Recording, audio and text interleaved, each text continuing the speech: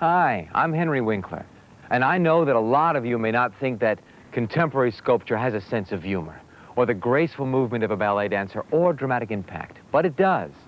Now look, you can see a game show any night of the week, so don't change your channel. The film you're going to see about California sculptors may just entertain you right out of your socks. When you think of sculpture, you probably think of a bronze Napoleon on horseback or a lump of stone with a hole in it. But look at this.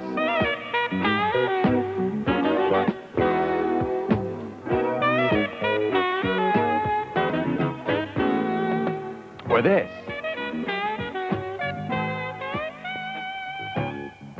Or how about this? The sculpture that's being created here in California varies enormously. So what we've done is take 12 artists working up and down the state and said, look, show us your work and tell us about it. So stay tuned. This is sculpture at its most exciting, and what's more, it's all from California.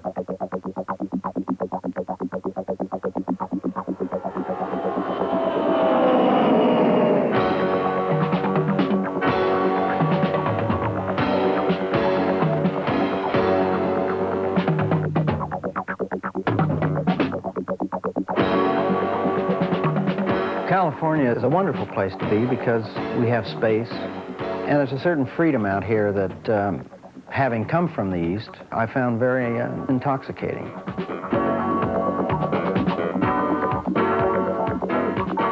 It's the open space, the light. Here you have mobility. I have a truck here, which I could never afford to keep in New York because of parking tickets.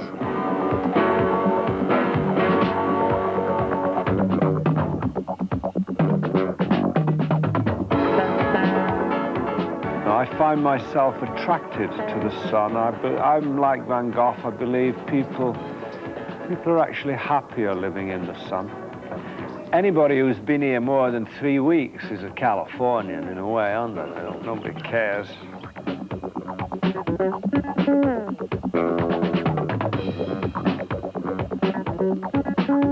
Artists are more sensitive to their surroundings here. It's a place of energy and diversity. I think there's a tremendous amount of different kinds of individual statements being produced in California.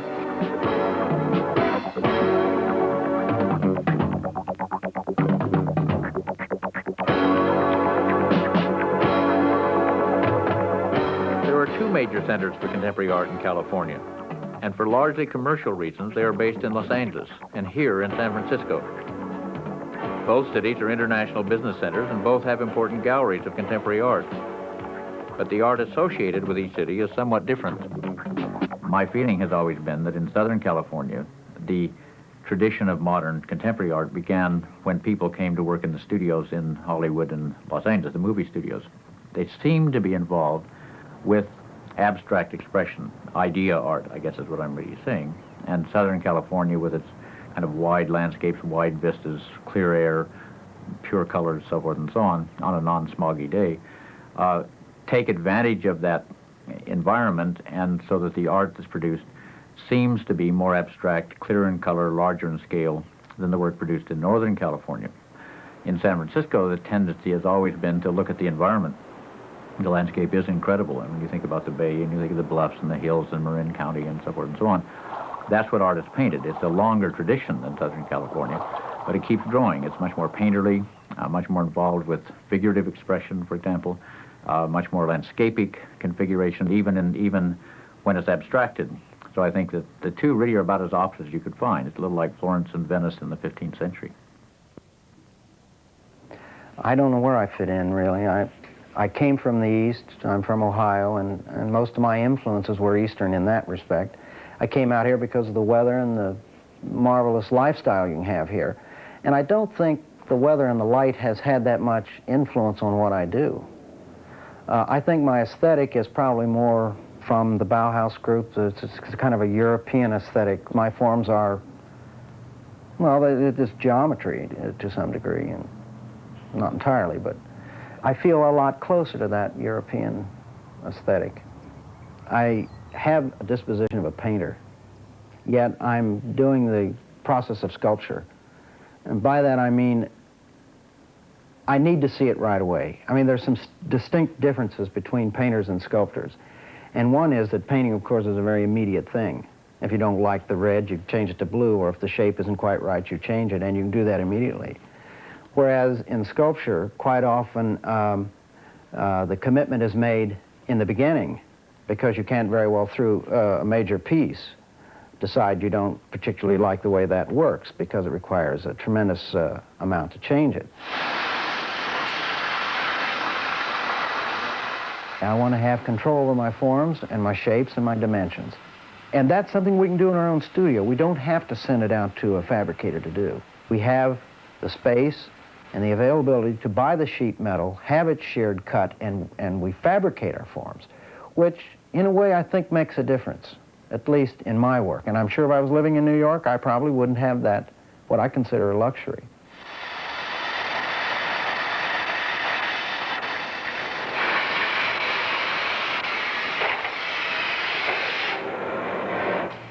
How's it going? Got a good cut this time. You did? Yeah, really good one. How many have you gotten cut out so far? I got 3. We got about.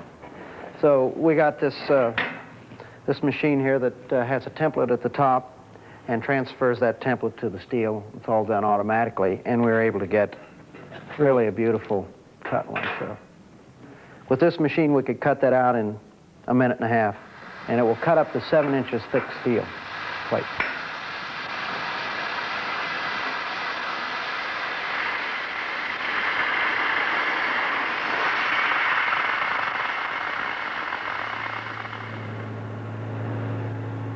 I have 4 people here now, and these are all young artists that come here and work, and they doing the welding, cutting, fitting, and they do all the fabrication here. Hold. Matt, you want a board up there? That piece came from watercolor, and the watercolor is over here on the wall, and the steel maquette for that is also on that table, and the small wooden model. From that model, of which there are several in the series sitting around here, we scaled up to the piece, which I believe is 28 feet by 30-some feet long. When you enlarge something from this scale to 28 feet, I hope there are no surprises, but emotionally there seem to be along the line a few trying moments. Up about an inch. Right, I can see by the frame members. Keep coming down. Good. That'll work for us. You want me to put my guideline on it for? No, once he gets up here, I'm just going to have to stand on this for a bit. A little bit more. Let's get a little slack and see what we got. Yeah. Second thing. Well.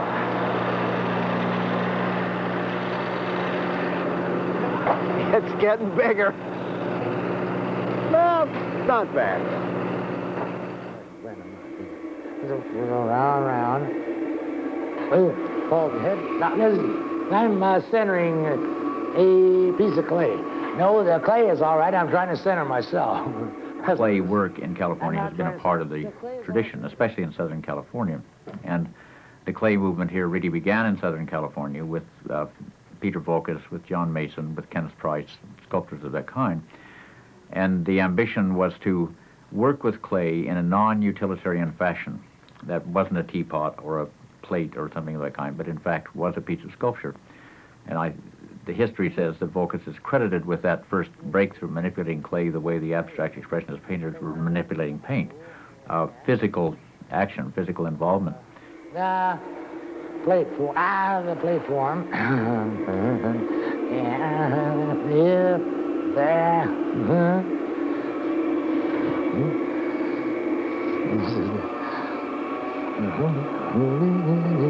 It's as big. It's only as big as it. Yeah. I prefer to work in clay right now. It is very fast. I need something quick. The bronze is it's too many steps. It's too slow. So you only do it at a time when you need it. Sort of slow. It's very process oriented. If you're doing it all yourself, which I did, making the molds, firing and pouring, melting, all that. And I just don't want to do that right at this point. Too slow. But this should be, well, What's big? It's bigger than a, it's bigger than a saucer. It's bigger than a bread box. Probably, you know. To make anything large in bronze, it would go into a proper situation. I don't think I want to clutter up the landscape with another outdoor environmental piece of crap that you see all over the country making these drawings. I had a drawing to this. Are you kidding? No, if I had a drawing for it, I wouldn't make it. If I knew what it was going to be, I wouldn't even make it. If I knew what it was going to be, why make it? Yeah. So I quit making those big sculptures. I said, what's it going to look like? Public sculptures got to look like this, this, and this. Okay, you get the commission, then you got to make it bigger. So you already know what it's going to look like. Why do it? Yeah. Dull? Yeah. I like that a little bit of chance in there. If I have complete control of everything, you begin to contrive. You begin to design. You fall back on things that you felt were successful at a time when they were. And then you try to pull that in. And you say, well, if I do this, because I remember it worked, and so forth. Next thing you got is a big pile of nothing. It's not working at all. And that's good. It shouldn't. So every time you do it, you should have that element of chance. Don't screw up now, Voulkos. You don't. I got to put a little, there's a hell of a lot of chance. But that's exciting to me. It's like, you know, it's sort of like gambling. No, see, it makes it very different. Well, then you draw, you know, like this. Oh, hey, that's not bad. I don't like that. Oh.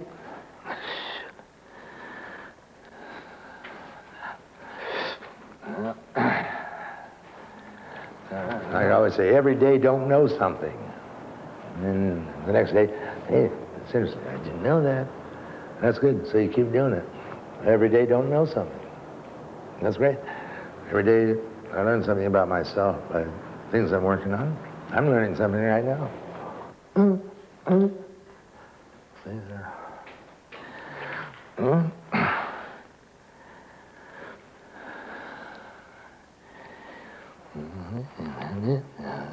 It's always providing something. And excitement, energy. There. You in there? You got the air hose?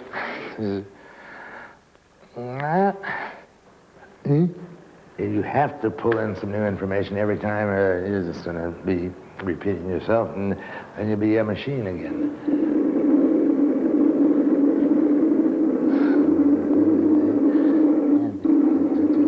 I don't like the name ceramic artist or whatever.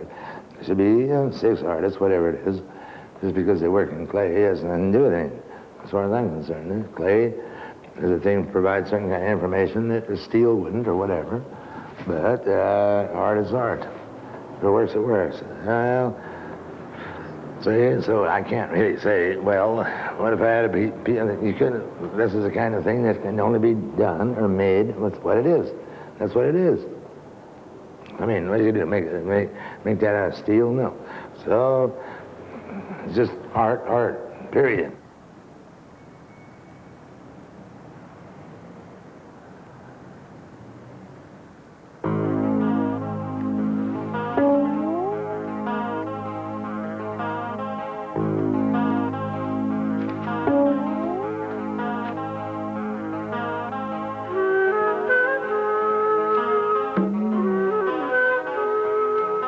I collect random objects from junkyards and places.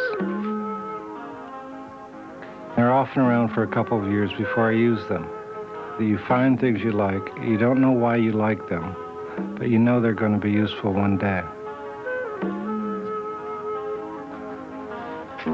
I worked on ceramics for a couple of years, then I got back into painting and sculpture.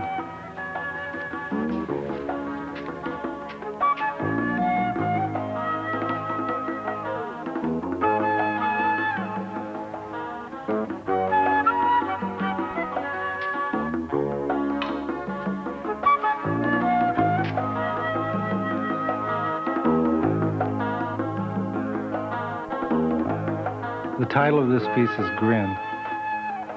I like the idea of a work of art that grins at you.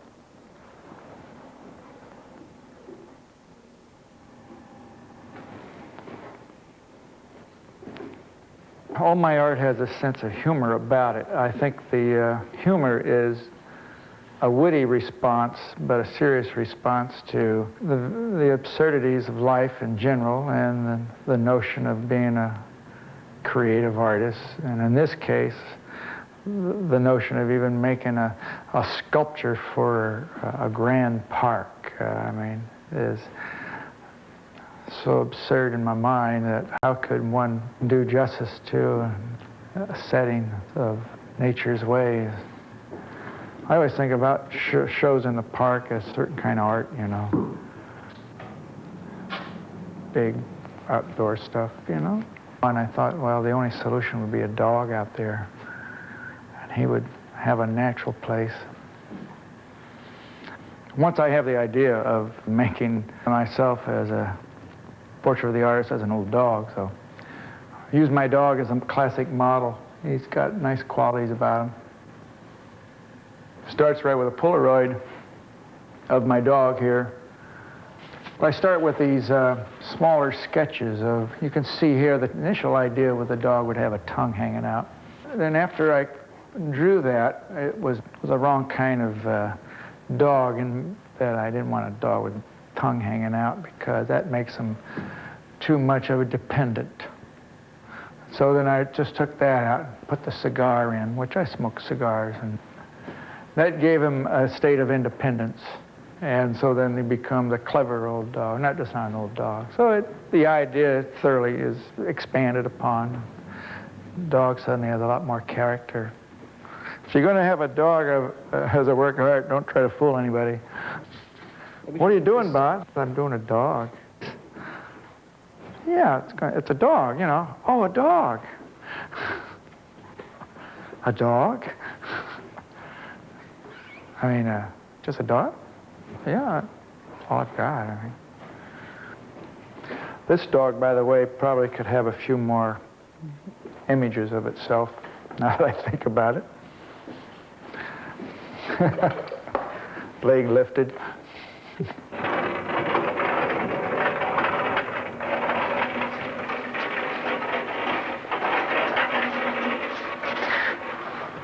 So it'd be awful if they suddenly said, well, this dog's going to go on a pedestal. Or if this dog's going to go in a kind of some kind of exalted space. That would just be totally alien to the whole sense of sitting there on the grass, reflecting on all this stuff that's being spread all over the place. With his dog bowl nearby, and his creative parts scattered about on the grass randomly. So he'll be able to establish his own territory. He's going to be real happy out there, I know. Okay. Come on up in here and look at this. What do you think? Hey, what do you think? Okay? Okay? Okay. Can't beat that for a good handshake. Okay. I started doing sculptural paintings in 1962 and 61, 62, but the ones that actually stand in the room I started in 74. When I build something like these freestanding paintings that I call them, the actual construction of the piece, it's like building a canvas. I simply start with the aluminum and I end up with a shape. You know, I have to do all the cutting and riveting and bolting and that kind of thing. The pieces have to be coated with white paint before they're painted, ready for the color to be put on. So that's an empty canvas to me. And I'm really interested in it only for support for color. And I'd like it to be as light as possible, as thin as possible. I want the pieces to be like pieces of color. And if the materials were a half-inch thick, something like that, that would very much get in the way, I think, of what I want. It's very organic, just kind of a growing thing as it develops. And then as I start adding color to it, I'm kind of searching for what I want.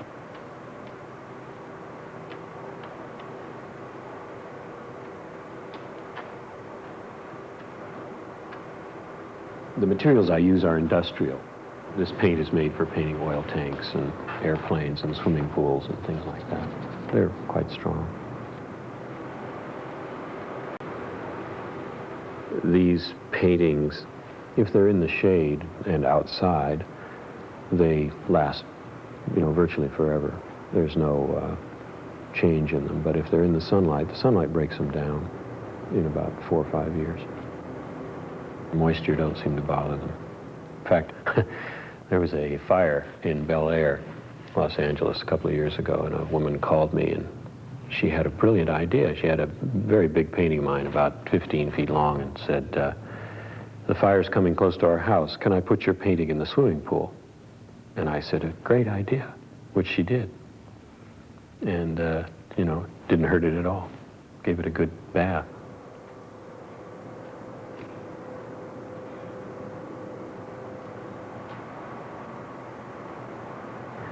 When you make a lot of paintings, I think the most exciting thing that keeps you going is the surprise, is the interest of doing something that you haven't seen before.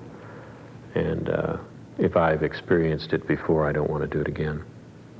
So I just keep starting out and working, and as the piece develops, it becomes almost like, if I can say this without, well, it's almost like a living thing.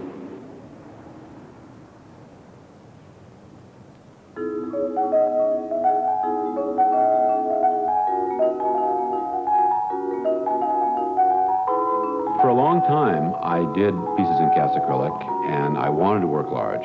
And the acrylic, it becomes impossible cost-wise and technically-wise to go much larger than the one at the Oakland Museum. It can go a little bit bigger. It was in '74 I started doing metal pieces again. I had done metal before, but not on monumental scale. And I've got interested in doing larger and larger things, but really large scale just demanded another material.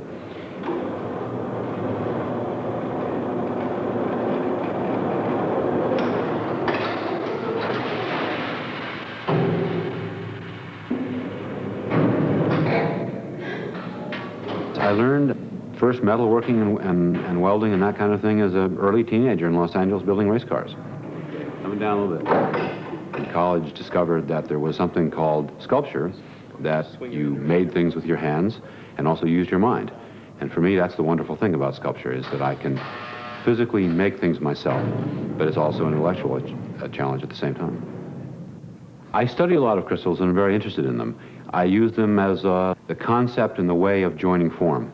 You'll probably recognize these forms there in the sculpture. This is a one crystalline unit, and it can go together in an absolutely amazing number of ways. Here it makes a rather lovely star.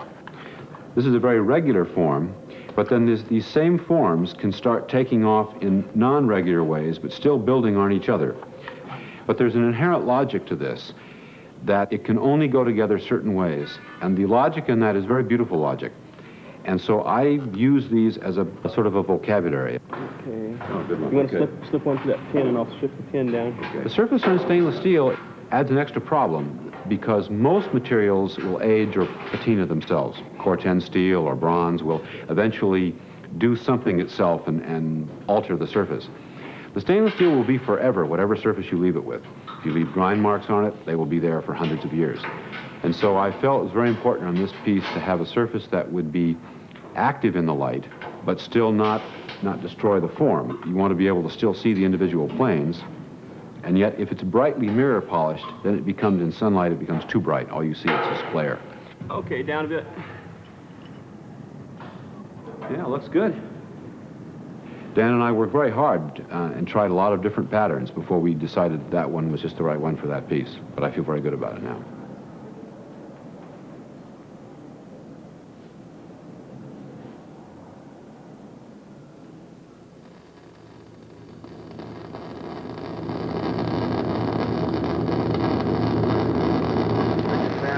away, kind of.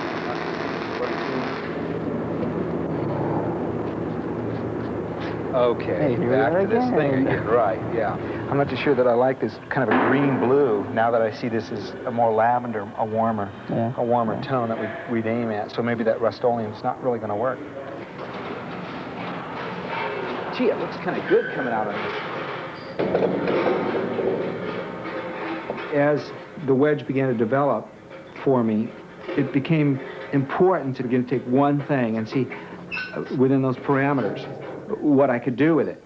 And the wedge became an interesting shape, but I wondered how far I could really push it, how far I could go. And as I worked on it more and broke it down more and began to analyze it more, began to understand it, its structure and how finite it could be, that wedge down there became the highest form of the wedge for me. And I'm beginning to realize that I can make wedges of different sizes and different shapes and different configurations. So that is an outgrowth of all of the other wedges that I've began to work up in the studio here. It's great. That kind of mirror image, that it's got a kind of a heat wave feeling to it. The things that were important in this piece is the position of the wedges. This piece typifies what I consider to be a sight piece, because what really happens is the building is here, this green knoll goes in this direction, and that dictated to me where I had to place these and the kinds of configurations that they had to be placed in. It'll be divided much like this, coming down. You don't see that division, but the length of this is quite extraordinary. It's 68 feet long, this piece. This piece will be something like 34, and I think this is 28. This is, you can see the scale of it relative to this person.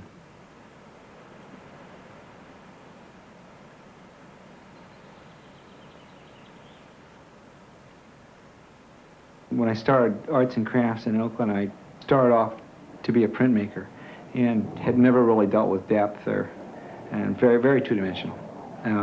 Did a lot of my graduate work in painting.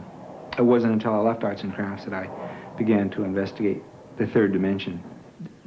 This piece is a private commission. The thought was to do a commission for a private person that would have something to do with their lives, their daily lives. They have this vast landscape out in front of their house, and I decided to do a portrait of one of the areas and have the two portraits in the house, so that as you looked out, you saw this.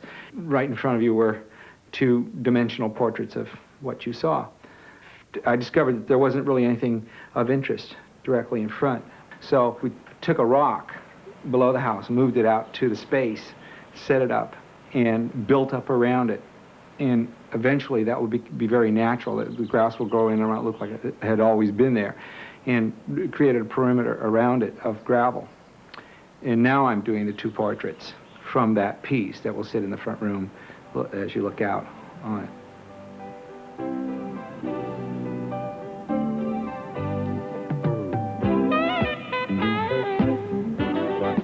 Los Angeles.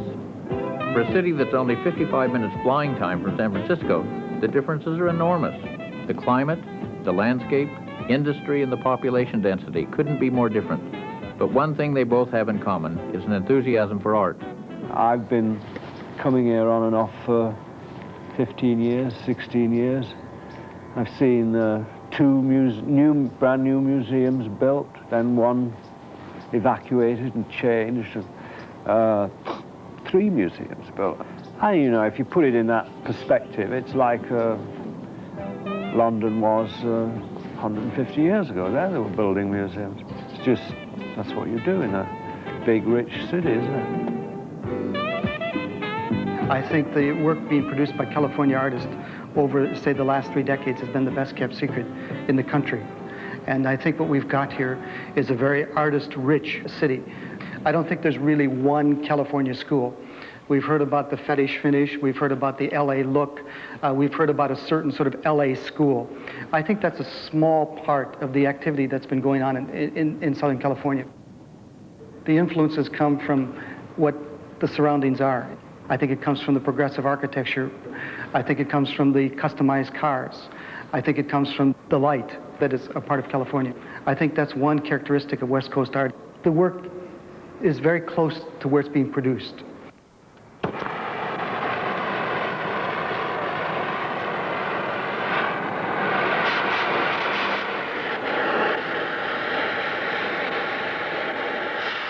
In the 50s and 60s, there was a lot of junk sculpture being made. Machine parts, car body parts, bumpers, fenders, all that sort of thing. I'm after a kind of pure abstraction that doesn't have any reference to the industrial age at all. I don't like the thought that I'm using scrap steel. I am using a lot of steel that is recycled, that's torn, ripped. But it's the tearing and the ripping effect that I'm interested in.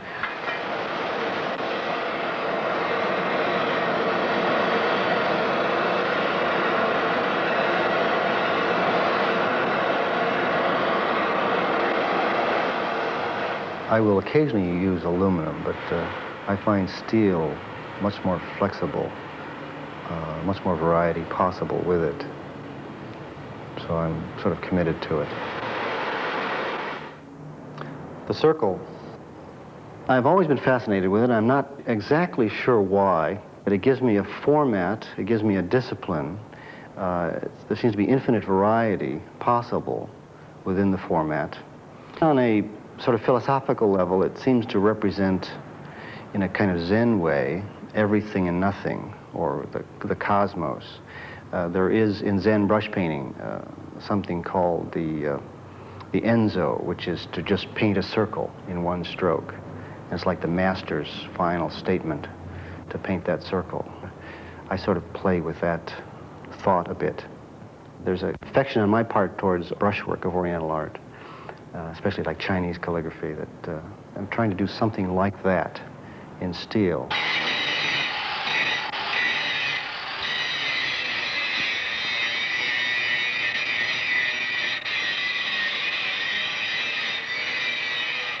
Basically, on the sculpture, I wire brush all loose rust off. Any bright metal is allowed to rust slightly. And then the piece is just lacquered with a lacquer that doesn't peel off ever. It will eventually wear off and the piece would have to be recoated. But what it does is it shows you the steel, lets you see into the steel, and it gives you a kind of luster and a certain resistance to weather.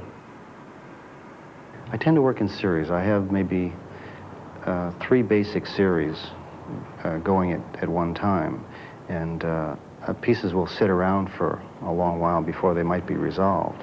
Other pieces may be resolved in an afternoon. It's really hard to say how long a piece may take. Still, I'm satisfied with it. I've had pieces go out to shows, come back, and I'll start to just completely rework them, because I'll get dissatisfied with them. It's a very improvisational way of working, so I continue relating to the piece until it's like really out of my life and out of my hands.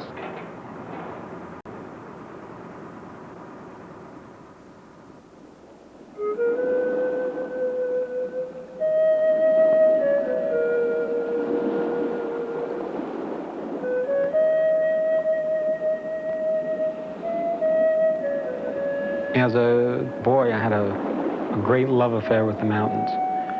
And somehow after moving to California, I'm now having a love affair with the sea. It's the space, the color, the light quality here. And so it was a very exciting, very fertile place for me because it really turned me on. Basically, all the work is about the sea and the sky, and I would like to have some way, a magic saw, to cut out large hunks of ocean or sky and say, here it is.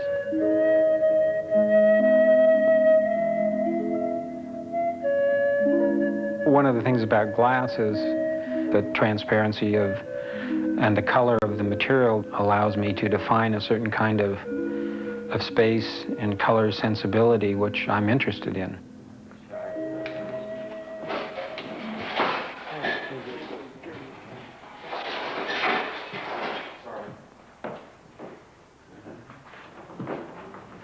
I tried for 2 years to find a suitable method to laminate, to adhere large sheets of glass together, with not really good success, and used all the up-to-date adhesive systems available.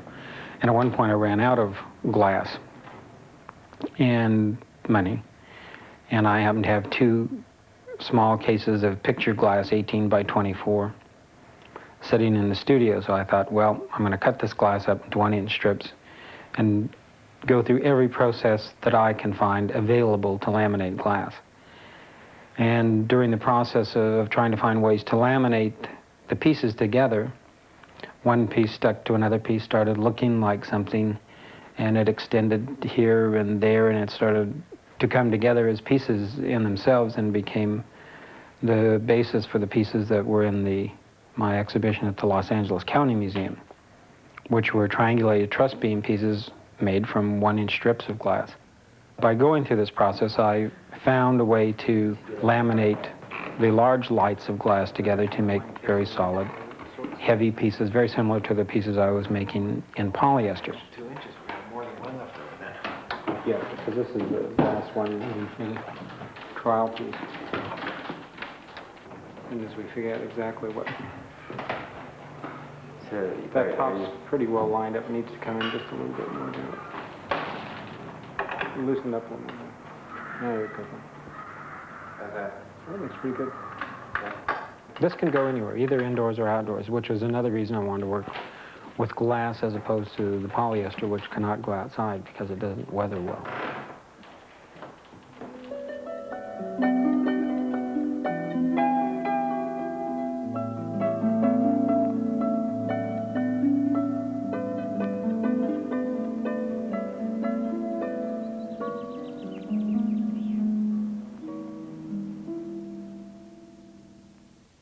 Western sculpture is primarily it is about gravity. It begins and ends with gravity.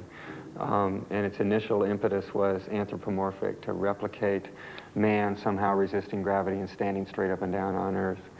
Therefore, if you want to emphasize the vertical, the easiest way to do it is to drop it down to the ground. So the act of this thing, both being in vertical but appearing in horizontal, sets up a kind of conceptual fall or swinging, which is the idea of this line dropping down in between these two entities, east and west. Concept is seen architecturally in this sense.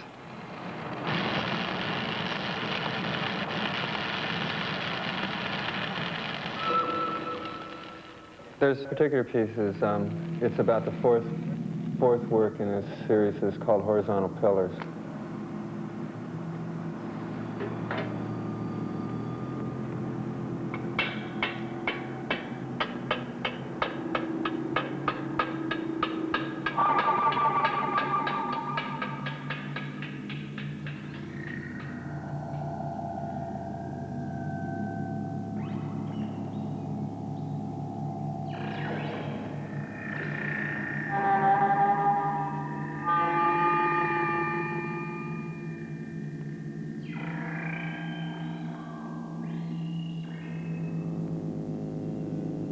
You know, the work splits itself into several categories.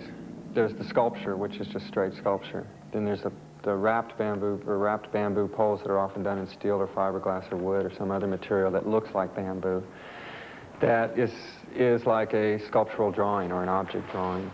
It is the simplest sort of interior sculpture that could be devised. Interior because it absolutely needs the wall to lean against. And at the same time, it's got this surface around the outside of it that can be painted, so you end up with a kind of a drawing in the round. Then there's the flat work, and the flat work always has words, text, image on it, and as well as a pole usually running across it. And what happens is I have like a large drawing, say 4 feet by 7 feet, and it's functioning in the realm of drawing.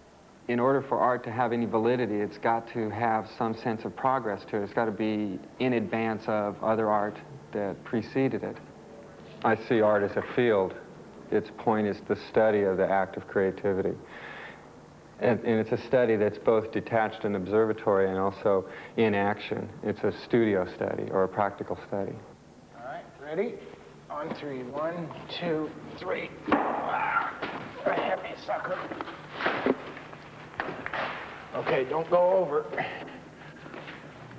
I first began casting concrete and using those kinds of shapes 10 years ago. Ready? No.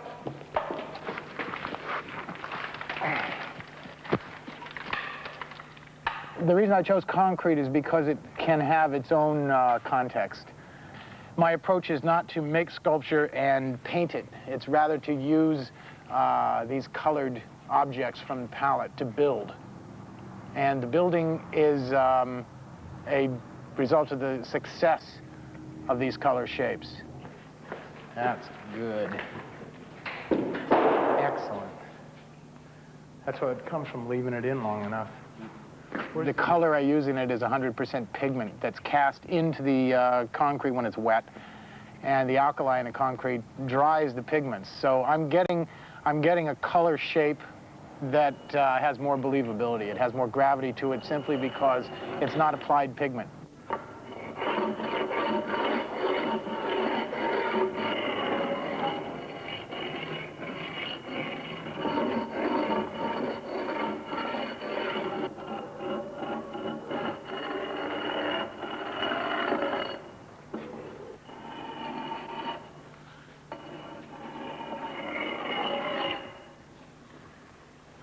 The materials that are around the studio are the same idea as a palette, and I consider that a palette. All the walls have materials leaning against it. There's a conscious arrangement of all the materials that are leaned there. We spend sometimes half as much of the day arranging the studio because it reads off information. If we stack in a line, it's because that's what's going on that week. If we start putting wedges against wedges, that's what's going on that day. Okay, this will be that way. Okay, I want it on the far edge of that one. Dan, go over and help him. Okay, I want it exactly on that far edge. Give me some, about 2 inches. I don't like the word sculptor. It's a little too, has rough edges on it. To use the word palette, I think it's a shared experience. Share the same materials as a painter. I share the same approaches. I studied painting. I painted for a few years until it wasn't satisfactory. It didn't do enough. Okay, let's come further this way. I want to come within about 2 inches of your end. Okay? Right there. Good. A piece that has to survive outside and inside visually is, it's not very simple. I rely quite a bit on interior pieces on the architecture of the space, the surface of the floor, the space of the room, the height of the ceilings, etc. Outside, it has to achieve a particular scale that is internal. A tree is a lot of competition. A wall can be a great assist to a work. So that sets up a problem right there. I'm still influenced by New York and Europe, but I don't need to have the pressure of living there. I think I have more time to experiment. I'm in it for the long run, so I've lived in New York. I'll live there again, maybe in the near future. But the separation, the California-New York separation is ludicrous to me. It's a pep rally attitude, you know. It's crap.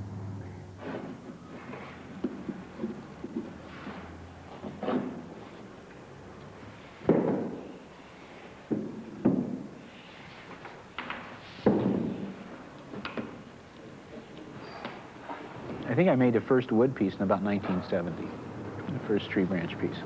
You have a kind of romantic notion in your mind about why you're an artist or what it is you like. I've always loved painting more. I think of as a superior art to sculpture. Sculpture's never intrigued me nearly as much as painting.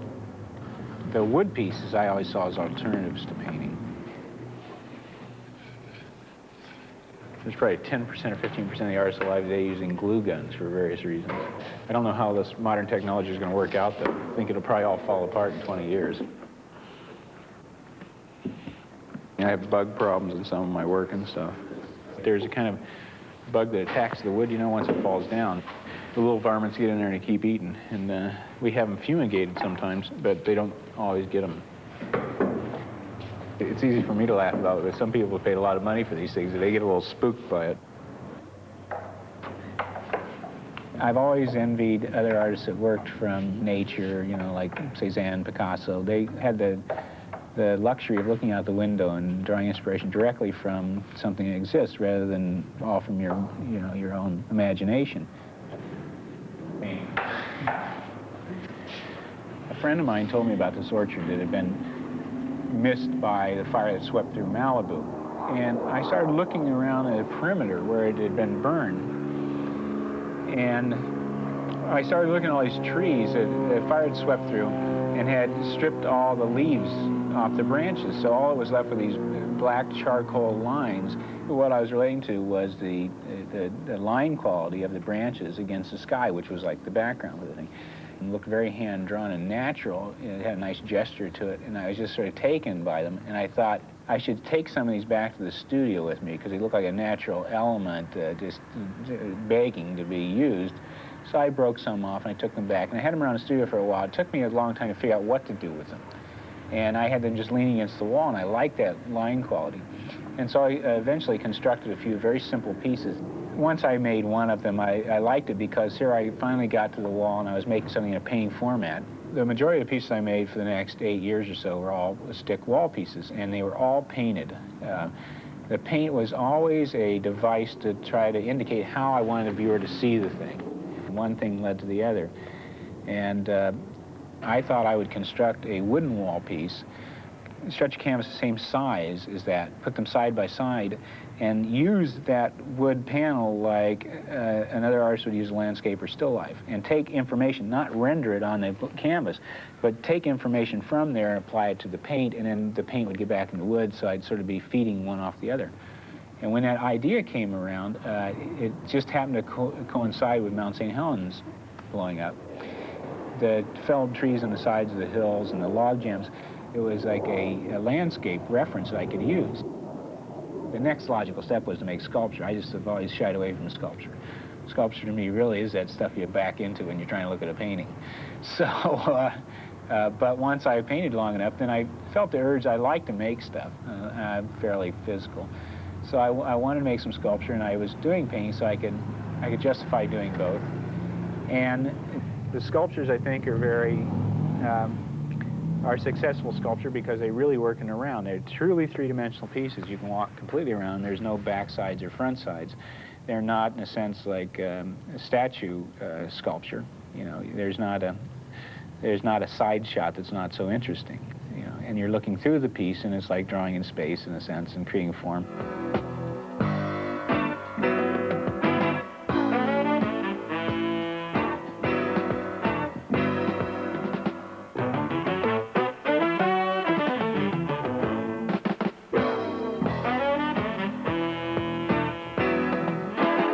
What we've just seen is a small yet representative selection of the diverse and exciting work that is being done in sculpture studios up and down the California coast today.